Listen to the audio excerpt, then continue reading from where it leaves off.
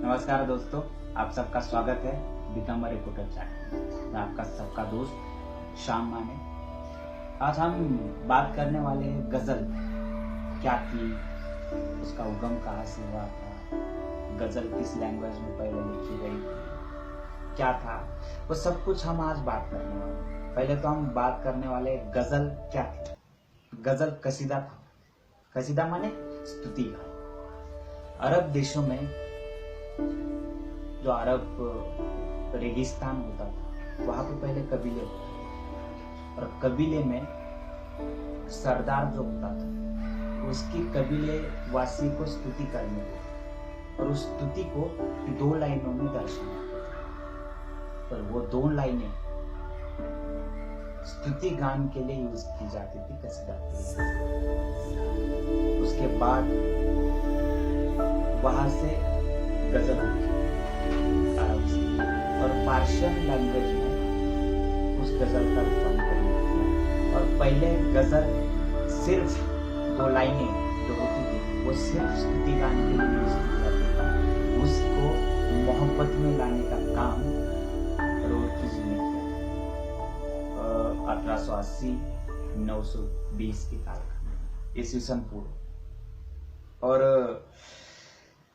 उसके बाद जो गजल होती है उसका पहला दौर अमीर खुसरो जो है 1253 में उनका जन्म हुआ था। उनका जो दौर था, उनका दौर गजल का पहला दौर था। उनकी एक खासियत अमीर खुसरो, पहले तो पार्शियन में गजल बनी थी। पहले ना रेखता था, ये रेखता माने उर्दू का पहला नाम रेखता। क्या आप अगर इसका अनुमान में लगा सकते हैं, मैं अगर झूठ बोलूं तो उर्दू का पहला नाम रेखता था। एक मिसरे को आप एक गजल, एक मिर्जा गालिब का एक शेर है, तो उस शेर को समझने के बाद आपको पता चलेगा कि रेखता का नाम तो उर्दू का नाम बदल कि रेखते के तुम ही उस्ताद नहीं हो गालिब, कहते हैं अगले जमाने में कोई मीर भी था। तो मीर के लिए उन्होंने कहा था, मीर जी को खुदाए सुखन कहा जाता है, तो उनके लिए कहा था कि रेखते के तुम ही उस्ताद नहीं हो गालिब, यानी उर्दू के तुम ही उस्ताद नहीं हो गालिब। हम इससे जान सकते हैं। और उर्दू का तो 1700 सदी में ही उर्दू का जन्म हुआ था। पहले उर्दू नहीं थी। जो ये था गजल थी तो पहले पार्शियन भाषा में ही थी। फिर आमिर खुसरो जी ने हिंदवी जो भाषा है, हम हिंदी बोलते हैं, तो उसका बहुत चाह थी, मोहब्बत थी हिंदी से। तो वो क्या करते थे, कुछ शेर अशायर जो थे उन्होंने पहला मिसरा जो होता था वो पार्शियन में लिखते थे, दूसरा मिसरा जो सानी मिसरा जो था वो हिंदी में लिखते थे। उसका एक मैं पढ़ के सुनाऊंगा कि आमिर खुसरो जी ने एक कलाम लिखा था कि शबाने हिज्र दराचू जुल्फ बेरोजे वसलत चुम्र कोताह। अब ये पार्शियन में लिखा था, और उसके बाद लिखा था सखी पिया को जो न मैं देखूं तो कैसे काटूं अंधेरी रतिया। तो ये हिंदी और पार्शियन का मिश्रण किया था। और जब रेखता जो पहले उर्दू को कहा जाता था 17वीं सदी में, तो शाहजहां जो ताजमहल बना, तो शाहजहां के कालखंड में रेखता का नाम उर्दू पड़ा, और ऐसे ही रेखता आई। और उर्दू जो था वो पहले तुर्क देश में था। उर्दू सबसे ज्यादा तुर्क देश में बोली जाती थी, और तुर्क देश में सबसे ज्यादा अगर कहीं बोली जाती थी तो वो सैनिकों का जो ठिकाना होता है, वो सैनिकों के ठिकाने में बोली जाती थी। फिर जब अरब से स्थलांतर हो गया पार्शियन लोगों का वगैरह, हिंदवी में आमिर खुसरो ने जो लिखे थे उसके वजह से, तो जब सब लोग आने लगे तो उस गजल को हिंदी उर्दू में सम्मिलित किया गया, उसमें वो गजल आई है।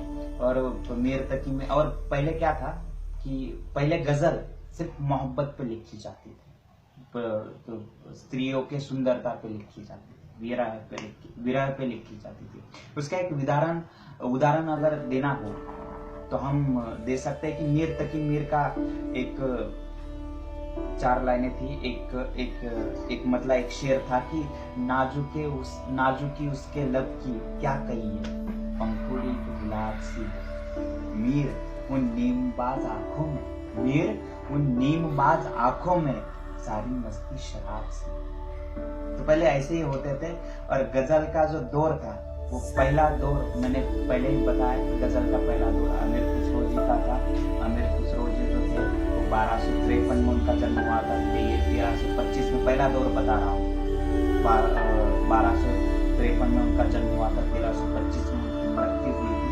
और खुसरो जो थे वो आशु कवि थे, संगीत तज्ञ भी थे, ख्याल आईटी के जनक थे उनको कहा जाता था। और हिंदी भाषा पर भी उनका वर्चस्व था। और उन्होंने 540 गजलों का निर्माण किया है। और मैंने जैसे कहा कि उनके गजल पार्शियन और सानी मिश्रा हिंदी में होता था। तो ये था पहला दौर। तो कुछ ऐसा ही था उनका दौर।